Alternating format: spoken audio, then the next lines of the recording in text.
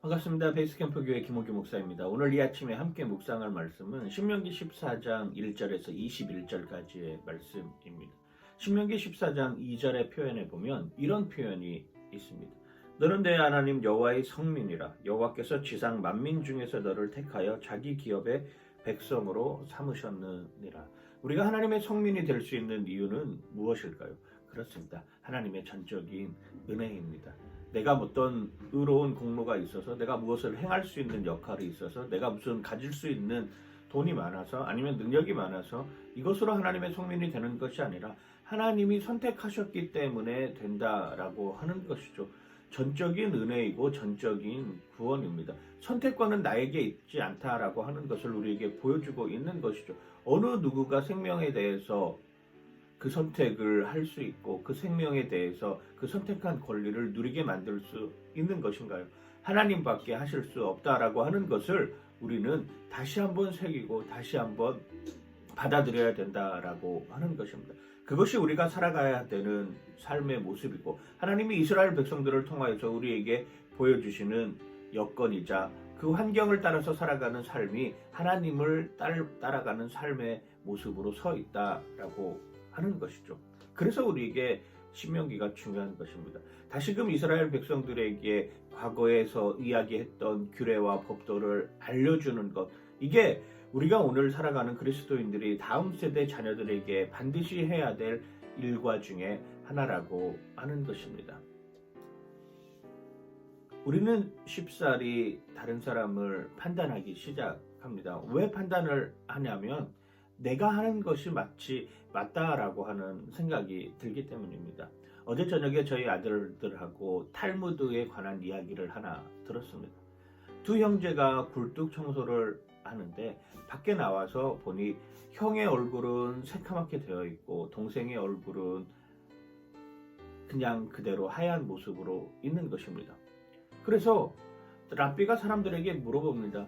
누가 세수를 해야 될 것 같냐라고 물어보니까 많은 사람들이 형이 해야 될 것 같다라고 이야기를 했습니다. 그러자 랍비가 이렇게 이야기를 합니다. 두 사람은 지금 서로를 마주보고 있습니다. 형은 동생의 하얀 얼굴을 보고 자신은 안 씻어도 된다고 생각을 하고, 동생은 형의 까만 얼굴을 보고 나는 세수를 해야 되겠다라고 생각을 하고 있다는 것이죠. 그랬더니 랍비가 또 이렇게 물어봅니다. 둘 다 굴뚝에 들어갔기 때문에 둘 다 세수를 하는 것이 맞지 않냐라고 이야기를 해주시는 것입니다.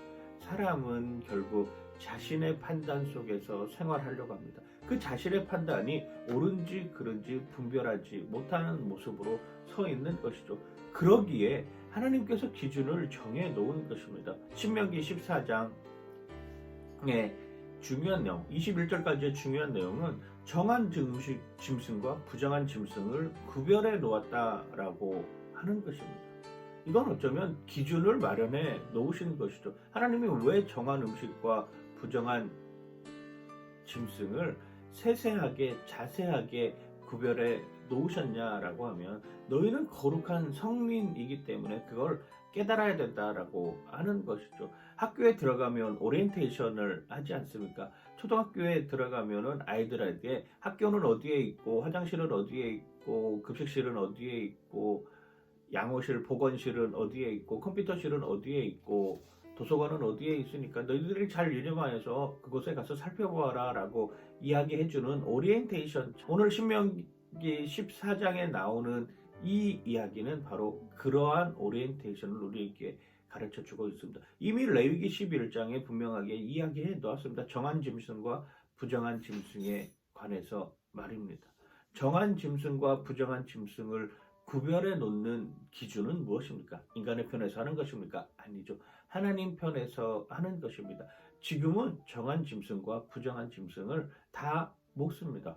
왜 그렇습니까? 예수 그리스도께서 이미 그러한 율법의 완성되신 예수 그리스도께서 그 조항을 없애버렸기 때문입니다.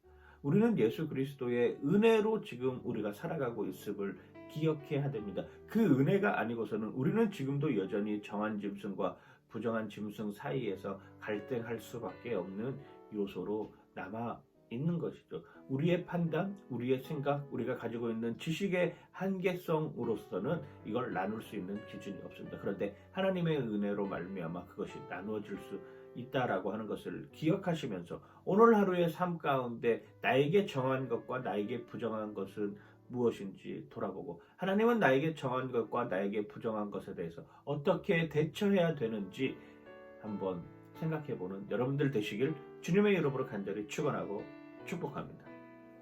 파이팅!